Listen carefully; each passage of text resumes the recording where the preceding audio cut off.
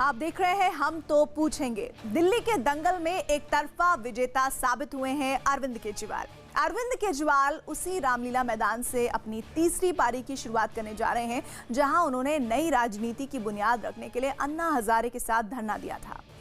धरनों और अनशनों के तिरपाल से उतरकर केजरीवाल जब से दिल्ली की राजनीति के रेड कार्पेट पर चढ़े हैं, तब से दिन ब दिन और ताकतवर और अजय होते गए हैं। दिल्ली की राजनीति के सबसे बड़े दबंग अरविंद केजरीवाल 16 फरवरी को तीसरी बार दिल्ली के सीएम पद की शपथ लेंगे। शपथ ग्रहण समारोह की तैयारियां जोरों पर हैं। दिल्ली वालों, गजब कर दिया आप लोगों ने।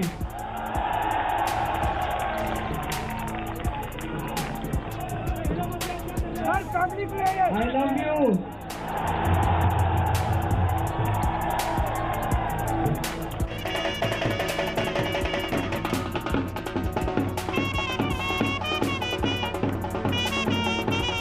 अरविंद केजरीवाल के दरवाजे पर जीत का जश्न थमने का नाम नहीं ले रहा है। यही वो दरवाजा है जिसके पीछे दिल्ली के दिल में बस चुके अरविंद केजरीवाल रहते हैं। यही वो बंगला है जहां से दिल्ली के भविष्य की रणनीतियां तय होती हैं। यही वो मुकाम है जहां अरविंद केजरीवाल को एक बार फिर आम आदमी पार्टी के विधायक दल का नेता चुना गया। 12 फरवरी की सुबह ही आम आदमी पार्टी के विधायक अरविंद केजरीवाल के बंगले पर पहुंचे।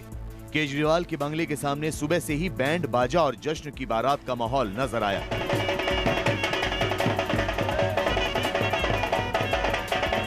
काफी देर से ये यहाँ पर नाच रहे हैं, ये लोग यहाँ पर गा बजा रहे हैं। इनसे पूछते हैं कहाँ से आप आए हैं? ग्वालियर मध्य प्रदेश। मध्य प्रदेश से आए हैं। कब आए यहाँ? अभी सवेरे। सुबह आए हैं। किस वजह से आए हैं? बस आशीर्वाद देने आए हैं। आशीर्वाद देने। आप कहाँ से आए हैं? हम भी अमरोहा से, साजन बैंड से। अच्छा, अमरोहा से आए हैं अरविंद केजरीवाल जी से मिलने और मिलने के लिए, खुशियां बांटने। केजरीवाल के बंगले पर आम आदमी पार्टी के विधायकों की बैठक हुई। बैठक में आम आदमी पार्टी विधायकों ने एक मत से केजरीवाल को विधायक दल का नेता चुना। बैठक में तय किया गया कि शपथ ग्रहण समारोह 16 फरवरी को होगा। केजरीवाल का तीसरा शपथ ग्रहण कार्यक्रम दिल्ली के रामलीला मैदान में होगा। माननीय मुख्यमंत्री ने सबके साथ सुख को और इस खुशी के माहौल के अंदर को साझा किया और फिर एक औपचारिक ऐलान, ये संवैधानिक औपचारिकता है कि माननीय मुख्यमंत्री को विधायक दल का नेता चुना गया। दिल्ली की जनता ने एक बहुत बड़ा काम किया है और आज पूरे देश के अंदर मैसेज भेजा है कि वो सरकार, वो पार्टी जो काम करेगी वही जनता को प्यारी लगेगी।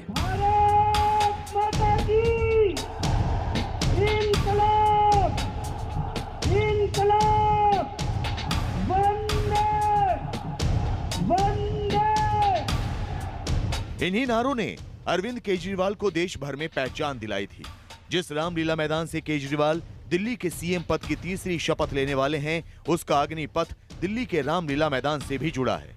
अरविंद केजरीवाल ने दिल्ली के रामलीला मैदान में भ्रष्टाचार और लोकपाल के लिए कई दिन तक धरना दिया था। उसी धरने के तिरपाल पर राजनीति को बदलने की शपथ भी उठाई थी और लगातार तीसरी बार दिल्ली का चुनाव जीतकर केजरीवाल ने साबित कर दिया कि उन्होंने दिल्ली के दिल में अपनी खास जगह बनाई है।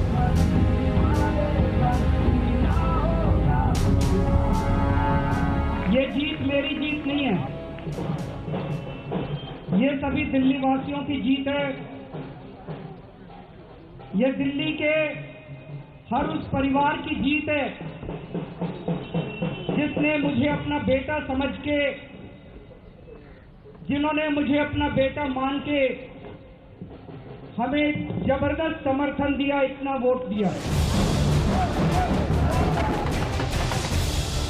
दिल्ली चुनाव में आम आदमी पार्टी के मुद्दे थे जनता की बुनियादी जरूरतें, लेकिन इन मुद्दों पर हावी था शाहीन बाग का धरना प्रदर्शन, राष्ट्रवाद की लहर और हनुमान भक्ति पर वार पलटवार।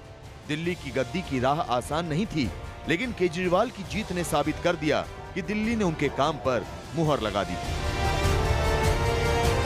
वोट मांगा, वोट दिया लोगों ने, उसके बाद धन्यवाद तो बनता है और फिर काम बनता है। अगले 5 साल काम भी करेंगे, लेकिन एक बार जिन लोगों ने वोट दिया, नफरत की राजनीति को किनारे करके जिन्होंने वोट दिया शिक्षा की राजनीति को, आज उनका धन्यवाद तो बनता है।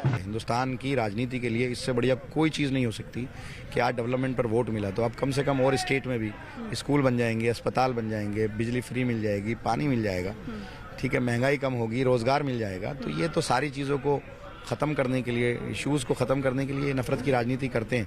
लेकिन दिल्ली की जनता ने ये साबित कर दिया कि वो नफ़रत के साथ नहीं है, वो डेवलपमेंट के साथ है।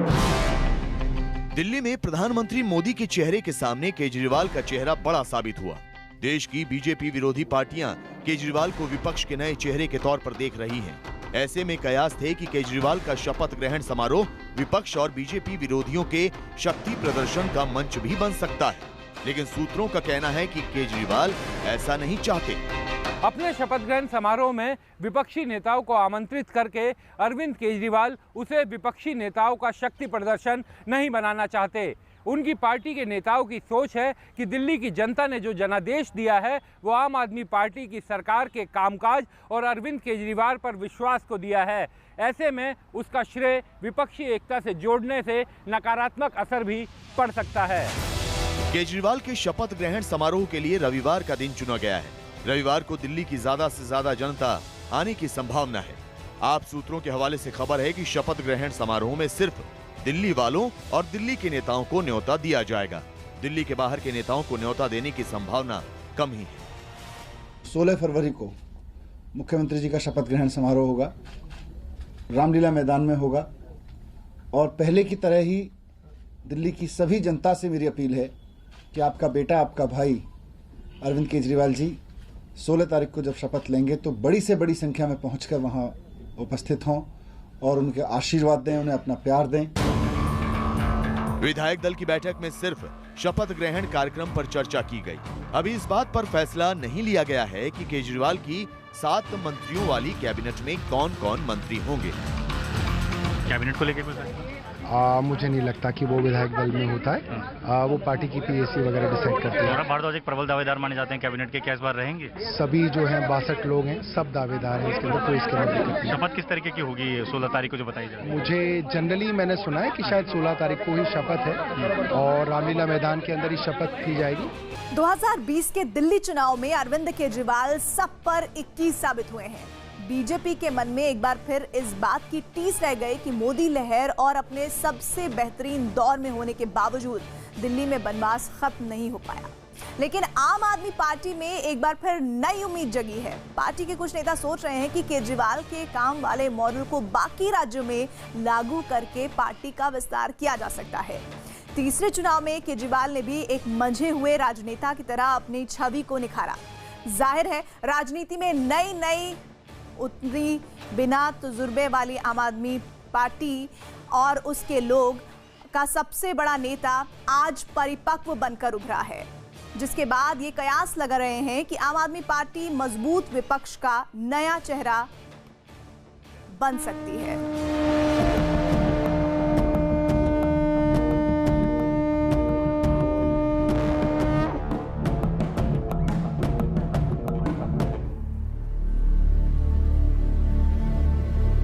मंगलवार है,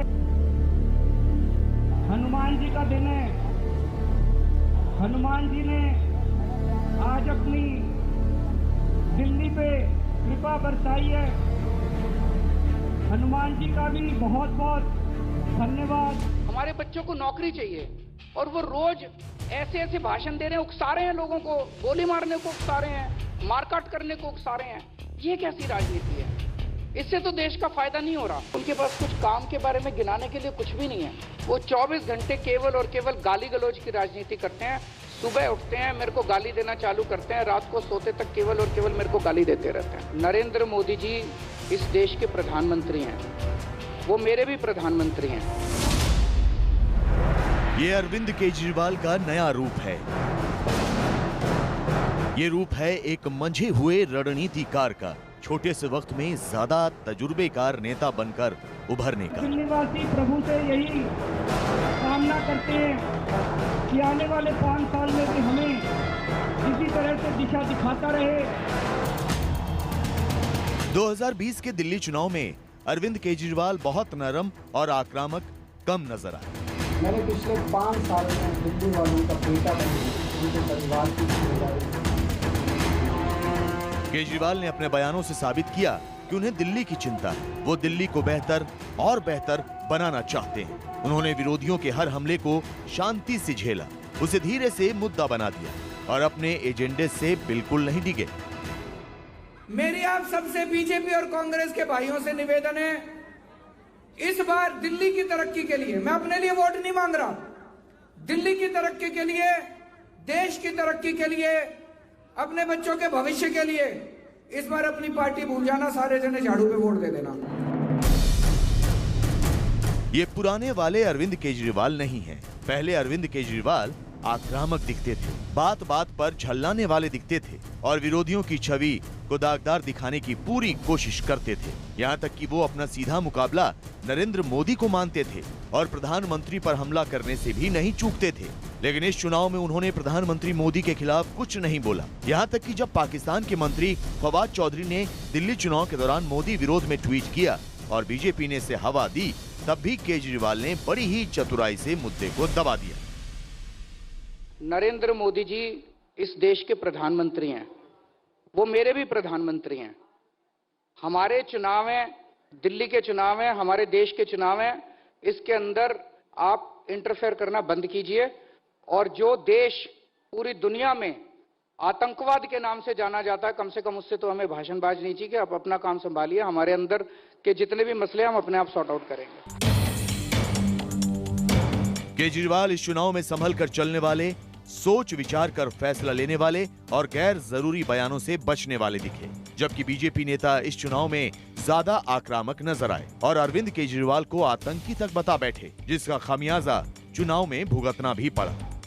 आज मैं ये निर्णय दिल्ली के लोगों के ऊपर छोड़ता हूँ कि वो मुझे बेटा मानते हैं, मुझे अपना भाई मानते हैं, कि वो मुझे आतंकवादी मानते हैं।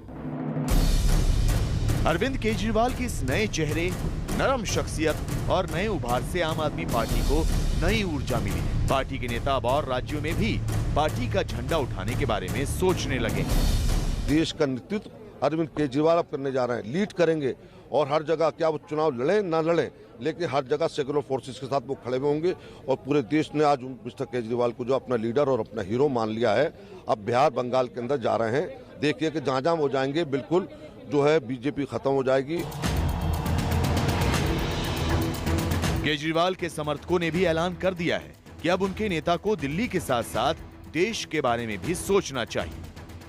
अरविंद कुमार, जो तेरा मनोज तिवारी ने अपमान किया है ना, वो तेरा को बहुत विजय वोटों से विजय कराएगा, पूरी वोटों से विजय कराएगा और तेरे को पूरा बहुमत दिया जाएगा। तू हनुमान जी का सच्चा परम भगत है।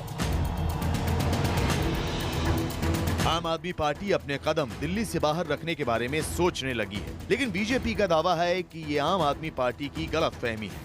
तो गिरते हैं शहसवारी मैदान जंग में, वो तिफल क्या गिरेंगे जो घुटनों के बल चले। तो भारतीय जनता पार्टी मजबूती से लड़ी और कोई भी चुनाव और कोई भी रिजल्ट आखिरी रिजल्ट नहीं होता। हम आगे प्रयास करेंगे, आगे उस संघर्ष को, उस लड़ाई को जारी रखेंगे। दिल्ली चुनाव में आखिर तक 40 से ज्यादा सीटें जीतने का दावा करने वाली बीजेपी अब हार पर मंथन के मूड में है। दिल्ली बीजेपी अध्यक्ष मनोज तिवारी ने हार के कारणों की पड़ताल शुरू कर दी है।